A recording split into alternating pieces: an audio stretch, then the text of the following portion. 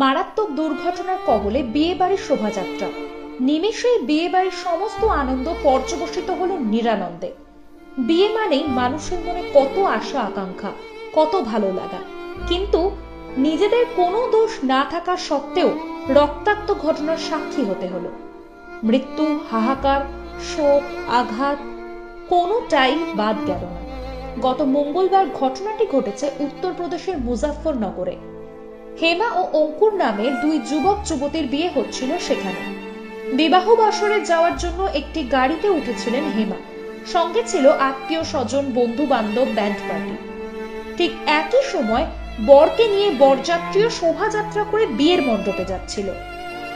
বারাতির সঙ্গে দেখা হয়ে যাওয়ায় হেমা হুট খোলা গাড়িতে দাঁড়িয়ে পড়ে। গাড়ির মধ্যে থেকেই তুমুল নাচ শুরু করে দেন তিনি। বরযাত্রী আর কনে যাত্রীরা একসঙ্গে মিশে যান, একই সঙ্গে নাচতে শুরু করেন তারা। রাস্তার একদম ধারে তারা নাচা গানা করছিলেন। হঠাৎই একটা গাড়ি খুব দ্রুত গতিতে তাদের দিকে ছুটে আসে। কিছু বোঝার আগেই শোভাযাত্রার মধ্যে ঢুকে কয়েকজনকে ধাক্কা মেরে আবারও প্রবল গতিতে চলে যায় গাড়িটি। ঘটনাস্থলেই মারা যায় পাত্র অঙ্কুরের এক তুতো ভাই প্রমোদ। এছাড়াও আরো বহু মানুষ গুরুতরভাবে জখম হয়েছে। সঙ্গে সঙ্গে সকলকে মেরঠের হাসপাতালে নিয়ে যাওয়া হয়েছে।